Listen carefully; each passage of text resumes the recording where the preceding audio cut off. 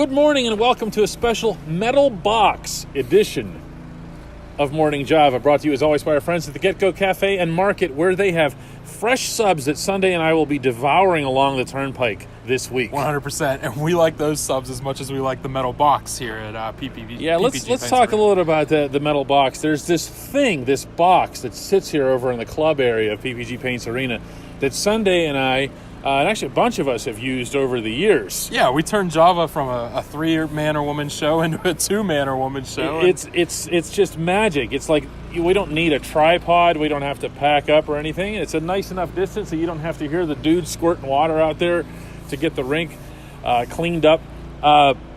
Speaking of magic, let's talk about Evgeni Malkin's goal. You were down there. The backhand, the velocity, shooting high the way they all wanted to on Alexander Georgiev. Yeah, I had just got done saying that I was only going to look at defensemen for the rest of the game because that's all we saw up until that point was defensemen scoring and handling that for the Penguins. Then Evgeni Malkin comes down. He just puts on the brakes and just sends this spray of beautiful ice up along in front of me. And he swings the backhand through. And I had no idea what was going on at the time other than the crowd went crazy. He scored. He celebrated. The thing is, though, is you can appreciate this. It's not, and I'm not correcting here, I'm trying to amend it. It's not so much that he puts on the brakes. It's that he carries that skating momentum into his own corkscrew and puts that into the backhand, into the shot. That's the beauty of it. Yeah, it reminded me of his hat trick goal several years back. He finished off a hat trick coming around the other side of the net, and he just decided he was going to spin and whip the puck into the top right corner. It was down here against Edmonton. And yeah, I mean, it was so similar just from the other side of the ice. Well, that was against Edmonton. I mean, this was, the Rangers are a pretty decent team. And this goalie was hot, but there's nowhere to go when you're facing a shot like that. Beautiful stuff from Evgeni Malkin, and that's 2 5-on-5 goals, by the way. Now, it seems a little unfair that we're all going to be down on Matt Murray. He gave up 5 goals to the Calgary Flames. Casey DeSmith gives up 5 goals to the Rangers, and everything's awesome, right? Did it feel different, though? It felt different because they had a lead, but what are we talking about here? Psychology, or are we talking about actual giving up goals or not giving up goals? I do like to believe that if Matt Murray started this game and came back in, they were like, you got the third period off, we're going to throw you back in there, get the head back, that it would have been at least a similar outcome. The goals that Casey DeSmith gave up, though, they felt a little bit more, I've been back here battling with the guys in front of me than, say, the goals that Matt Murray gave up. I think where it comes down to picking between Murray and DeSmith in a given moment, you have to read between the lines with Mike Sullivan, the way he words things. He'll say, Casey gives us a chance to win the game. You've heard that from him. He enunciates those things in a way that he wants you to understand that if you were writing it in a quote, it would be in all italics with underscores, right? Gives us a chance to win a game. So I go back to the beginning of the game. The Rangers had not many chances, but a couple of grade A's early on.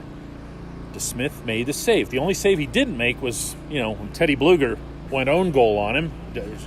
Revenge for the other own goal. Sure, yeah. The thing that Mike Sullivan talks a lot about, too, and that I'm sure he'll pepper with us this week, is that Casey DeSmith, top 10 goaltender in the league when you're looking at save percentage. Always mention save percentage. He knows these stats, and people have pegged him as a Murray guy, and that's the reason they got rid of Fleury. Well, now they have a goalie. That was fair. No, that was fair at the time. But now you're looking at a situation where he could just put Murray into the net every game, and realistically the team would have, the same odds of coming out with a win. But he's going with a guy who's smaller, who doesn't have the same pedigree, who doesn't have the 2 Stanley Cups behind him. But he feels like when DeSmith goes out there that he's going to get a battle from the beginning.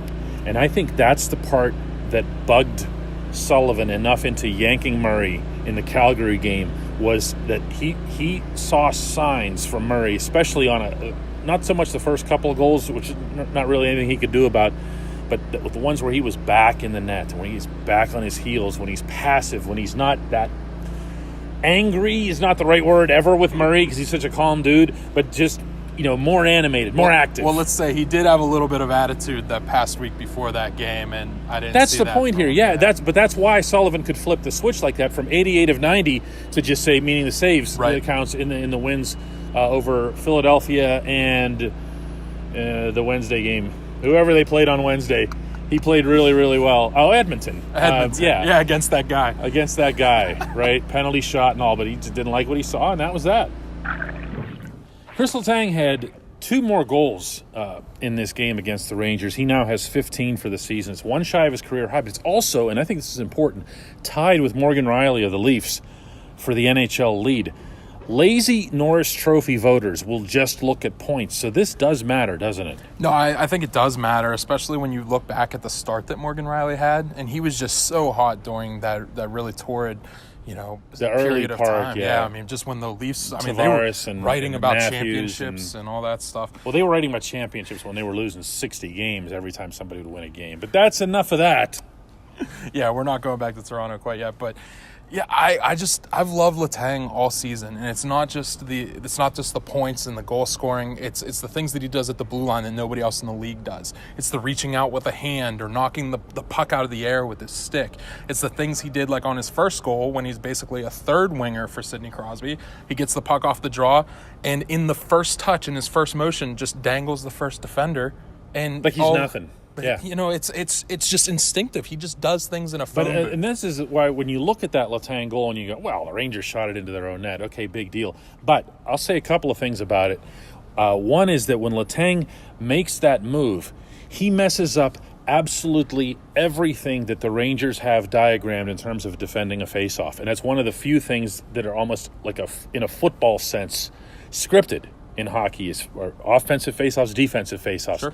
The other one is if Letang's pass gets through, if it isn't shot into the net by their own guy, Jake Gensel's got to tap in. He was sitting over there waiting for it. Yeah, I had this thought throughout the game just about how valuable he is, especially when he's playing on that Crosby line, because it really at times it does look like he looks just like Rust and Gensel do on that line. He looks like a third winger pushing up the ice with Sidney Crosby. I mean, how valuable is that? Well, I'll say this too. To Letang's second goal, in addition to the fact that it was a beautiful shot, as he will be happy to tell you, I might add from what he told us. And did. It also was a wonderful read by Sidney Crosby in the sense that Letang is coming at him. As it turns out, Letang was explaining this to me, that he was coming off the bench. I hadn't realized that. So all of his momentum was taking him toward Crosby. And whoever the Ranger was, like 72 or whatever, some random Ranger, is coming at Letang. So Letang knows, because of his skating ability and his shiftiness, the guy's got no chance. So he just ducks around him. Now, there's genius on both ends of that, right? I mean, it's Sid and Letang, but Sid realizing that a guy who looks like he's completely covered actually isn't because of his momentum. Right, and he has that with those other 2 guys that I mentioned too. The ability for those 3 guys, particularly with Sidney Crosby, to play that East-West game and be able to move still vertically up ice while skating east to west is pretty special. Quarter of the season left. Letang is very much in the running for the Norris.